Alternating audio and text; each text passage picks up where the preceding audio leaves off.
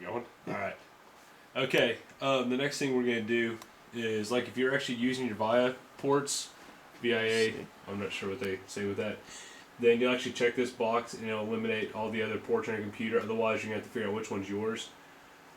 Like, again, you're just going to have to kind of, like, look through that. You can find it using a couple different programs. But this is probably the best way. I mean, you just open this up, just select the drive. I mean, if you select the wrong one, that's a hard drive, obviously. Select this one, which is the second one. And if you really want to avoid any confusion, unplug all other SATA cables other than the ones you actually need to run the computer, which is the one to your hard drive and then the one for this. Unplug any other DVD drives, crap like that. So, but we already found the right drive for mine. And you also need to make sure your COM ports are correct. I have 2 COM ports on this computer, one's from my printer and one's from this. Again, you can avoid that kind of conflict by just unplugging everything. Or you can go in to your management properties and actually just click under device manager here. And that's another thing to make sure if you haven't already done this. Like I said, follow the tutorials. You need to uninstall those VIA chip card sets, or the drivers for that, which you can find tutorials for through Jungle Flash and things like that. But let's see, what I'm actually looking for here is my ports, my COM ports, and I have 2 of them here. The first one here is my printer, brother printer, COM3. My other one is the prolific USB to serial COM port, COM6. So once you find that, then that's the port you're going to use on here. So COM6, I found the SATA one, which is 6880, and it recognized the drive, everything's in here. That's the way yours should look anyways. And you should be able to hit your, this is under Jungle Flashers. I'm using 1.7, which is the beta version. DVD key 32 tab. You use it in TK Flash later, but okay, so you can click on your LiteOnLTMod info button, and it should prompt me power the drive on with tap open. I'm going to go and power cycle it again just to make sure it knows it's been power cycled. That's an important step. When I power cycle my drive, you need to remember to do the same thing for yours. So just unplug it, plug it back in. Alright, should click OK here. Okay, now you want to move your tray to the full open position. This time you do not power cycle the drive. Just use your fingers and just pull the drive all the way open. Click OK. Now once you do it halfway again. This time, I'm going to go and close my drive. Oh God. Don't worry about that.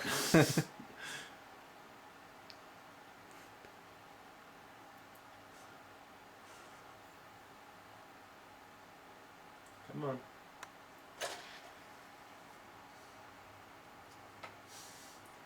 I have no idea what that sound was. Oh my God. I've never had that happen before. It's kind of funny though. Alright. Trays have half open. God. What have you done? Sound like I closed up like a crayon or something in there. Alright. Power drive halfway open. Click OK. And I should ask one more time. Go all the way open. We trade to full open position. Alright. Click OK again. Alright. Now it wants to save your file. You need to pick where you're going to do it. Sit on this side of the bed.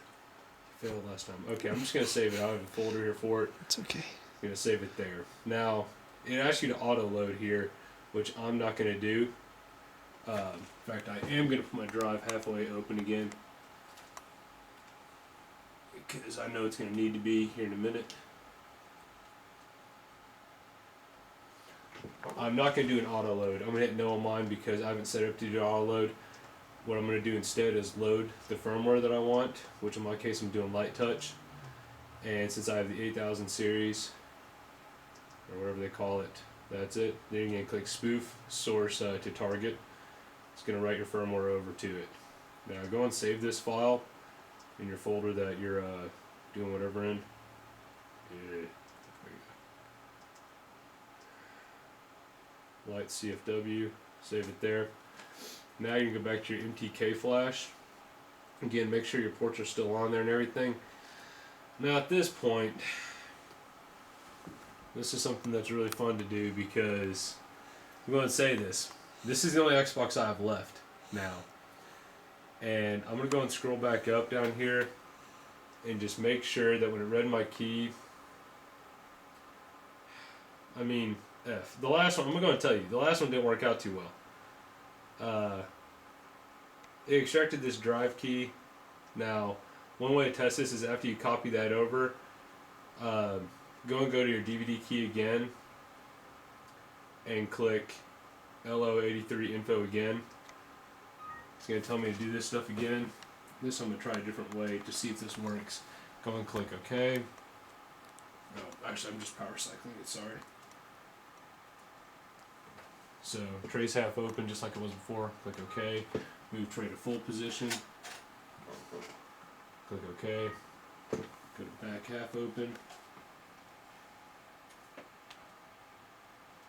I really do need a connectivity kit that doesn't want to make me do all this crap. And back to full open. Now it's going to do this again. Now this time I'm going to write into another folder. I'm going to hit save again. Again, I do not want to spoof. And now I still have my original hacked firmware down here that I spoofed a minute ago from my original code and this new code here. So what you can do is just copy and paste this code over. Just open up some Microsoft Office or something like that. Thank you, Microsoft. Appreciate the option to do this. Compare your two codes. Make sure that they look the same. That's the same code, so I got the same code twice. So the odds of it not being okay. And you can hit spoof to target. This is actually a quick way to do this. When you hit spoof to target, it actually says serial data already matches. You want it to say that. It should be on the second from last line once it writes. That means that the first time you cracked it, you copied it over, and then you crack it again, put the new one in here. That means that it still matched what it was. So, okay. Alright, well here goes nothing. F it.